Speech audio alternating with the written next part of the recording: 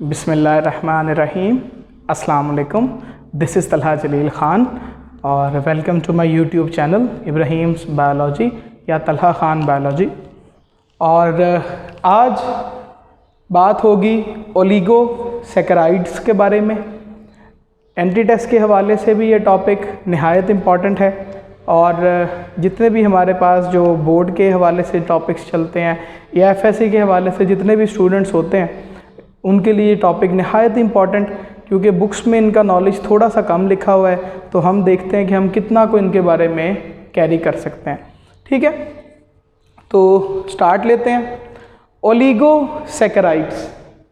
Oligo word का मतलब few, थोड़े। सैकेराइड्स वर्ड का मतलब होता है शुगर। बेसिकली मोनोसैकेराइड्स, कार्बोहाइड्रेट की फैमिली हम पढ़ रहे हैं। कार्बोहाइड्रेट की 3 फैमिलीज हैं, मोनोसैकेराइड, ओलिगोसैकेराइड, पॉलीसैकेराइड्स। अब मोनोसैकेराइड्स को हमने नाम दिया था शुगर, सिंपल शुगर, या सैकेराइड्स का नाम हमने उनको दिया। ठीक है, ओलिगो का मतलब होता है फ्यू, कुछ, और सैकेराइड्स का मतलब होता है मोनोसैकेराइड्स या शुगर। इसका मतलब ये बना कि कुछ शुगर के मॉलिक्यूल्स जब आपस में मिल जाते हैं या कुछ मोनोसैकेराइड्स जब आपस में मिल जाते हैं तो वो एक ओलिगोसैकेराइड्स बना देते हैं। ठीक है, तो लफ्ज़ का मतलब क्या बना जी कि जब कुछ मोनोसैकेराइड्स आपस में जुड़ेंगे तो वो ओलिगोसैकेराइड्स को बनाएंगे। ठीक है, तो सैकेराइड लफ्ज़ इसलिए साथ लगेगा हमेशा, और ओलिगो का मतलब होगा कुछ। अच्छा जी, सवाल ये है कि कितने मोनोसैकेराइड्स जुड़ें तो वो एक ओलिगो बनाएंगे। 2 मोनोसैकेराइड्स से लेकर 10 मोनोसैकेराइड्स जब आपस में जुड़ें तो वो एक ओलिगो बनाएंगे। जैसे मैं कहूँ कि ये 2 मोनोसैकेराइड्स जुड़े हैं, ये एक ओलिगोसैकेराइड है, ये एक और जुड़ गया, 3 हो गए, ये एक ओलिगो कहलाएगा। इसी तरह 4 वाला कोई कंपाउंड हो, ओलिगो कहलाएगा। 5 मोनोसैकेराइड जुड़े हुए हो, ओलिगो कहलाएगा। ठीक है, तो 10 तक अगर मोनोसैकेराइड जुड़े तो वो ओलिगोसैकेराइड्स कहलाएंगे। 10 के बाद हायर मॉलिक्यूल्स आ जाते हैं, वो पोली में काउंट होना शुरू हो जाएंगे। अच्छा, इनको हम ज़रा कॉम्प्लेक्स शुगर का नाम देते हैं। कॉम्प्लेक्स का मतलब चूंकि इसमें 2 अलग अलग मॉलिक्यूल्स आपस में जुड़ गए होते हैं, लिहाजा इनको कॉम्प्लेक्स, इनको थोड़ा पेचीदा, क्योंकि 2 या 2 से ज़्यादा का मिक्सचर है ये मॉलिक्यूल्स का, तो इनको हमने कॉम्प्लेक्स का नाम दे दिया। थोड़ा कॉम्प्लेक्स स्ट्रक्चर हो जाता है इनका। ये पानी में कम हल होते हैं एज़ कम्पेयर टू मोनोसैकेराइड्स, और जायके में भी कम मीठे होते हैं एज़ कम्पेयर टू मोनोसैकेराइड्स। सवाल ये है कि ये बन भी मोनोसैकेराइड से रहे हैं, लेकिन मोनोसैकेराइड्स की निस्बत ये पानी में भी कम हल होते हैं और जायके में भी कम मीठे होते हैं। तो इसकी वजह यह है जी कि पानी में कम हल होना या जायके में कम मीठे होने की वजह एक ही है। बेसिकली पानी में हल होने की वजह भी इनके पास मौजूद OH मॉलिक्यूल्स की प्रेजेंस है। ठीक है, एटम्स की मौजूदगी है, और जायके का मीठा होना या हमारी ज़ुबान का टेस्ट बड्स इनको पहचानना, इसका कनेक्शन भी इनमें मौजूद एटम्स की अवेलेबिलिटी है। जब ये अकेले अकेले होते हैं, जैसे आप अकेला मोनोसैकेराइड खाएं तो आपको ज़्यादा मीठा फील होगा एज़ कम्पेयर टू एक ओलिगोसैकेराइड के। इसकी वजह यह है कि उसके एटम्स अवेलेबल हैं, वो आपके टेस्ट बड्स के साथ हाइड्रोजन बॉन्ड्स क्रिएट करता है ज़ुबान में, तो आपको उसका टेस्ट ज़्यादा मीठा फील होगा, एटम्स अवेलेबल हैं। इसी तरह वो पानी में हल होने के लिए भी अवेलेबल है, लेकिन जब वो ओलिगो की शक्ल में आ जाते हैं, जब वो ओलिगो में आ जाते हैं तो ओलिगो की शक्ल में आते वक्त उनके एटम्स बिजी हो जाते हैं बॉन्डिंग्स वगैरह में, तो इसलिए पानी में सोलबिलिटी थोड़ी सी कम हो जाती है मोनो की निस्बत, क्योंकि मोनो में फ्री होते हैं, और जायका भी थोड़ा कम मीठा फील होता है एज़ कम्पेयर टू मोनोसैकेराइड्स, हालांकि बने मोनो से ही हैं। अच्छा, अगर हम कह रहे हैं कि 2 से लेकर 10 तक मोनोसैकेराइड जुड़े तो वो ओलिगो कहलाएंगे। इसी तरह हम इनके नाम भी दे सकते हैं। 2 वालों को डाइसैकेराइड्स, 3 वाले को ट्राइसैकेराइड्स, ठीक है, टेट्रासैकेराइड्स 4 वाले को, penta, hexa, hepta, octa, nano, deca saccharides के नाम हम इन्हें दे सकते हैं। ठीक है, हमारे पास जो बुक में ज़्यादातर नॉलेज मौजूद होता है वो डाइसैकेराइड्स का होता है। ठीक है, जिसमें 2 मोनोसैकेराइड्स आपस में जुड़े हैं। तो हमने पहले तो इन्हीं का ही नॉलेज लिया जो हमारी बुक में या हमारे सिलेबस का पार्ट है, सम कॉमन डाइसैकेराइड्स, जिनमें मैं आपको शो करूंगा ग्लाइकोसिडिक बॉन्ड्स। ठीक है, अच्छा, हमारे पास 3 एग्जाम्पल्स हैं डाइसैकेराइड्स की जिनमें 2 मोनोसैकेराइड जुड़ेंगे।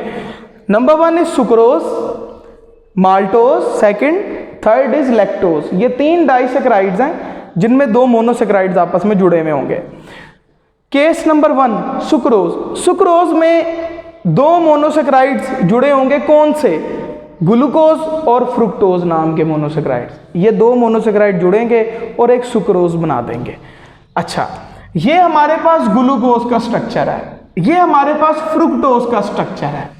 अब देखिएगा होगा ये कि ग्लूकोज का ये जो कार्बन नंबर 1 है ये एनोमेरिक कार्बन है। एनोमेरिक कार्बन का मतलब ये है कि ये फंक्शनल ग्रुप वाला कार्बन है। ठीक है, फंक्शनल ग्रुप वाला कार्बन है। इसके लिए मोनोसैकेराइड्स का टॉपिक आपको ज़्यादा अच्छी तरह आना चाहिए। खैर, इसे एनोमेरिक कार्बन कहेंगे क्योंकि ये फंक्शनल ग्रुप वाला, ये कार्बोनाइल वाला कार्बन है। इसके साथ कार्बोनाइल वाला ग्रुप होता है मोनोसैकेराइड में। अगर हम देखें तो कार्बन नंबर 1 के पास OH है, इसी तरह फ्रुक्टोज के कार्बन नंबर 2 के पास भी OH है, ये इसका एनोमेरिक कार्बन है। ठीक है, होगा ये कि एक से निकलेगी OH, एक से निकलेगी H, और ये बना देंगे पानी का एक मॉलिक्यूल। यहां पे H यहां से कार्बन से निकल गई, OH कार्बन से निकल गई और यहां से H निकल गई और एक पानी का मॉलिक्यूल बन गया। पीछे कार्बन ने और इस ऑक्सीजन ने एक बॉन्ड क्रिएट कर लिया। इस बॉन्ड को हम नाम देंगे ग्लाइकोसिडिक बॉन्ड। ये जो बॉन्ड बना है it's a glycosidic bond between carbon, oxygen and carbon. बस फर्क ये है कि ये वाली कार्बन है ग्लूकोज की, ये ऑक्सीजन और कार्बन है फ्रुक्टोज की। इस तरह एक ग्लूकोज और फ्रुक्टोज आपस में कंबाइन हो गए और क्या बना दिया? एक सुक्रोज, जो कि एक डाइसैकेराइड है। अब गौर फरमाइएगा, ये कार्बन नंबर 1 है जिसने ग्लाइकोसिडिक बॉन्ड बनाया कार्बन नंबर 2 की ऑक्सीजन के साथ, तो इसको हम नाम देंगे 1,2 ग्लाइकोसिडिक लिंकेज। इसको नाम देंगे 1,2 ग्लाइकोसिडिक लिंकेज। ये बहुत इंपॉर्टेंट बात आ गई एंटी टेस्ट के हवाले से कि 1,2 ग्लाइकोसिडिक लिंकेज किनके दरमियान होती है? तो वो सुक्रोज के दरमियान होती है।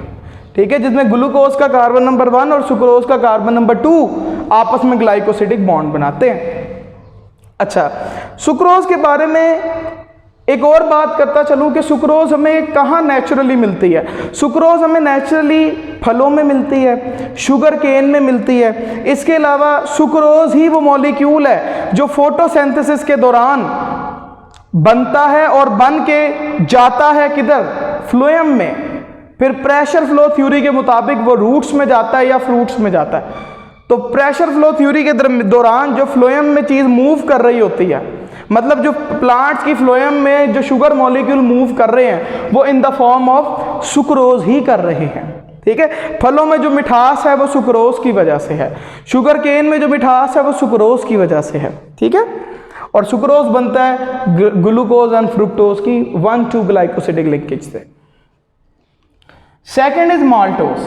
माल्टोज भी एक डाइसैकेराइड है जो 2 ग्लूकोज के मिलने से बनती है, 2 ग्लूकोज के मिलने से बनती है। अब 2 ग्लूकोज वेरी सिंपल इज, देखें ये ग्लूकोज है, ये एक दूसरा ग्लूकोज है। एक से OH वंस अगेन, दूसरे से H, एक से OH दूसरे से H। क्या निकला जी? यहां पे एक वाटर का मॉलिक्यूल एलिमिनेट हुआ। वाटर का मॉलिक्यूल एलिमिनेट हुआ, पीछे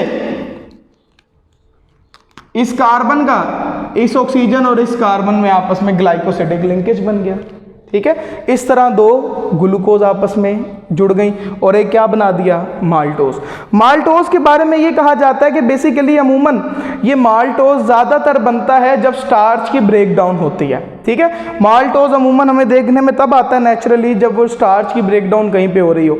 इसके अलावा माल्टोज के बारे में ये देखा जाता है कि ये जर्मिनेटिंग सीड्स, जो सीड जर्मिनेट कर रहे होते हैं उनमें भी माल्टोज की शक्ल में शुगर मौजूद होती है। ठीक है, जो 2 ग्लूकोज के मिलने से बनेगी।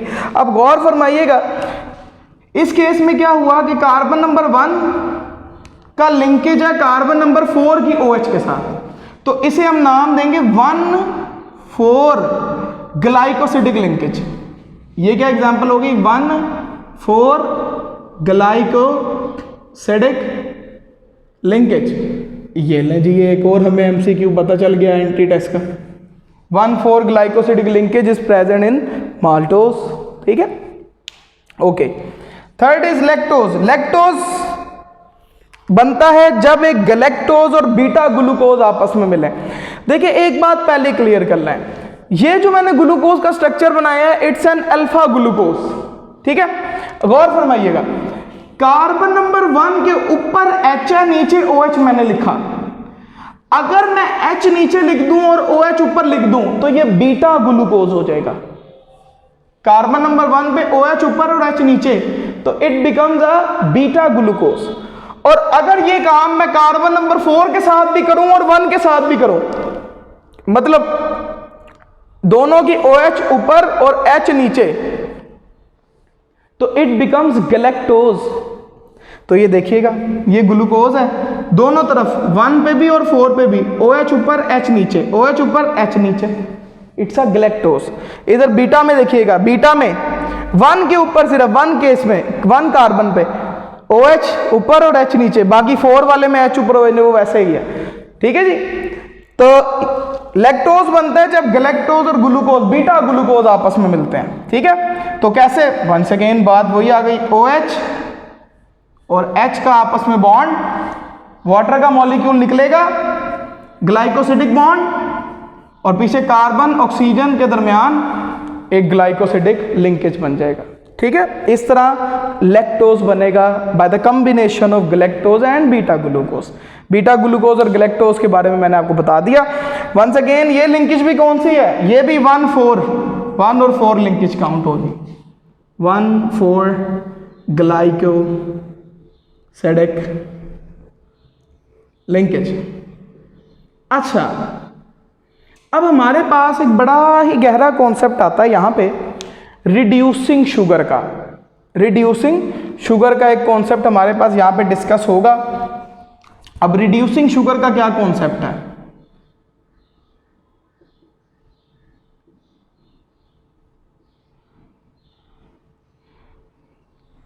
रिड्यूसिंग शुगर्स क्या होती हैं? देखिए मैं आपको पहले ही बता रहा हूं, एनोमेरिक कार्बन्स क्या होते हैं जिनके साथ कार्बोनाइल ग्रुप लगा हुआ होता है। ठीक है, ये एनोमेरिक कार्बन है ग्लूकोज का, ये फ्रुक्टोज का एनोमेरिक कार्बन है, बाकी सब तो है ही ग्लूकोज, तो पहला कार्बन एनोमेरिक है सबका।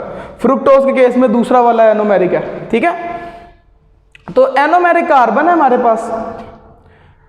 अगर एनोमेरिक कार्बन के पास OH का मॉलिक्यूल फ्री मौजूद हो तो वो अपने अंदर से H निकाल सकता है और किसी को रिड्यूस कर सकता है। इस वजह से उसे रिड्यूसिंग शुगर का नाम दे सकते हैं। रिड्यूसिंग शुगर का मतलब क्या होता है? रिड्यूसिंग का मतलब होता है H निकले किसी दूसरे में चली जाए, तो जिससे निकली है वो रिड्यूसिंग एजेंट कहलाता है, जिसमें गई है उसकी रिडक्शन हुई है। ठीक है, जिससे निकली है वो रिड्यूसिंग एजेंट कहलाता है। तो अगर एनोमेरिक कार्बन के पास OH, बाकियों की बात नहीं हो रही, एनोमेरिक कार्बन याद रखिएगा वो कार्बन है जिसके साथ कार्बोनाइल था, ये वाला ग्रुप लगा हुआ था कार्बोनाइल। मोनोसेक्राइड में जिसके साथ कार्बोनाइल था वो वाला कार्बन एनोमेरिक कार्बन है, फंक्शनल ग्रुप वाला इन शॉर्ट कार्बन एनोमेरिक है। और अगर उसके पास OH मौजूद है फ्री हालत में तो वो OH में से H रिड्यूस कर सकता है और किसी का रिड्यूसिंग एजेंट बन सकता है। ठीक है, जैसे अगर अकेला ग्लूकोज को देखें तो ये देखें एनोमेरिक कार्बन के पास OH मौजूद है तो ये अपने अंदर से H निकाल सकता है और रिड्यूसिंग एजेंट का किरदार अदा कर सकता है। इसी तरह फ्रुक्टोज को देखें, OH मौजूद है, H निकाल के रिड्यूसिंग एजेंट का किरदार अदा कर सकता है। लेकिन सुक्रोज कंबाइंड फॉर्म में देखें, जब सुक्रोज बन गई, सुक्रोज कैसे बनी है? कार्बन नंबर 1 की OH जो कि एनोमेरिक की थी, इधर 2 की OH जो कि एनोमेरिक की थी, इनका आपस में ग्लाइकोसिडिक बॉन्ड बन गया। तो अब देखें तो दोनों के पास OH मौजूद नहीं है, तो कंबाइंड हालत में सुक्रोज नॉन रिड्यूसिंग है, OH फ्री मौजूद नहीं होती एनोमेरिक के पास। लेकिन इधर देखें माल्टोज और लैक्टोज के केस में, माल्टोज के केस में देखिएगा, ये वाला जो ग्लूकोज है इसकी एनोमेरिक OH यूज हो गई, लेकिन ये वाला जो ग्लूकोज है इसकी एनोमेरिक OH तो अभी भी मौजूद है, कार्बन नंबर 1 की OH वहां मौजूद है, तो ये रिड्यूसिंग एजेंट हो सकता है, इट्स अ रिड्यूसिंग एजेंट। तो हम कह सकते हैं कि डाइसैकराइड के केस में sucrose non reducing but maltose is reducing, sucrose is non reducing, maltose is reducing because OH मौजूद है एनोमेरिक कार्बन पे। इसी केस में लैक्टोज में भी देखिएगा, गैलेक्टोज की तो OH यूज हो गई, लेकिन बीटा ग्लूकोज की OH मौजूद है, तो इट्स रिड्यूसिंग एजेंट, इसके पास फ्री OH मौजूद है, तो ये भी क्या हुआ, रिड्यूसिंग एजेंट, फ्री OH मौजूद है एनोमेरिक कार्बन पे। ठीक है, तो डाइसैकराइड में 3 एग्जांपल्स हमने पढ़ी हमारे सिलेबस की, जिसमें से एक हमने कह दिया नॉन रिड्यूसिंग है, 2 को हमने रिड्यूसिंग कह दिया, पहले वाले केस को 1,2 ग्लाइकोसिडिक और बाकी दोनों को 1,4 ग्लाइकोसिडिक लिंकेज का नाम दिया हमने। इसके अलावा अगर हम कहेंगे जी कभी हमने ट्राइसैकराइड या टेट्रासैकराइड, तो ट्राइसैकराइड में राइबोफ्यूरानोज, रेफिनोज और टेट्रा में भी ऐसी एग्जाम्पल्स हमें देखने में आती है जिनके अलग अलग यूजेस मौजूद हैं। बेसिकली इनकी एग्जाम्पल्स या ये स्ट्रक्चर्स हम इसलिए देख लेते हैं कि ये हमें डेली लाइफ में डेली जगहों पे यूज होता दिखाई देते हैं। जैसे देखिए माल्टोस की बात करूं मैं, तो जर्मिनेटिंग सीड में माल्टोस मिलते हैं, फलों के अंदर सुक्रोज, सीड्स के अंदर माल्टोस, माल्टोस कहाँ मिला, जर्मिनेटिंग सीड्स में, ठीक है, बीजों में। लैक्टोज कहाँ मिलेगा, मिल्क में, लैक्टोज कहाँ मिला, मिल्क में, दूध के अंदर मिलता है। ठीक है, मिल्क में 2 तरह की मिल्क्स हो सकते हैं, एनिमल मिल्क हो सकता है, ह्यूमन मिल्क हो सकता है। हमारी ह्यूमन में फीमेल्स में भी मिल्क प्रोडक्शन होती है आफ्टर बर्थ। तो अगर हम बात करें एनिमल्स की, तो एनिमल्स में तकरीबन 4% एनिमल के मिल्क में लैक्टोज होता है, जबकि 5 to 8% ह्यूमंस में, ह्यूमन का जो मिल्क होगा 5 to 8% उसमें लैक्टोज होगी। लैक्टोज ह्यूमन में ज़्यादा होती है, मतलब शुगर मॉलिक्यूल ज़्यादा होती है, एनर्जी भी इसलिए आज से ज़्यादा बनेगी। ठीक है जी, तो ये हमारे पास ओलिगोसैकराइड, जिसका मतलब ही क्या है, कुछ मोनोसैकराइड्स अगर आपस में जुड़ें तो ओलिगो बनाएंगे। फिर हमारे पास ये डिटेल थी, हमारे पास स्ट्रक्चरल डिटेल देखी हमने, प्रेजेंस देखी इनकी, ग्लाइकोसिडिक लिंकेज देखा, हमें नाम देखा, रिड्यूसिंग शुगर्स कौन है कौन सी नहीं है ये भी हमने देखा। वैसे मोनोसैकराइड आज़ाद हालत में रिड्यूसिंग्स होती हैं, लेकिन जब वो ओलिगो और पोली में आ जाती हैं तो फिर उनको देखना पड़ता है, ठीक है, एनोमेरिक कार्बन के लिहाज से। तो ये था हमारे पास ओलिगोसैकराइड का concept, very helpful for the intermediate students, for the anti test students. आजकल एंटी टेस्ट का कॉन्सेप्ट आएगा, अब एंटी टेस्ट होना है आगे इन फ्यूचर में, तो शायद उनके लिए बहुत काबिले गौर होगा ये कॉन्सेप्ट। तो देखिएगा, इसे पढ़िएगा। थैंक यू वेरी मच, अपना ख्याल रखें, अल्लाह हाफ़िज़।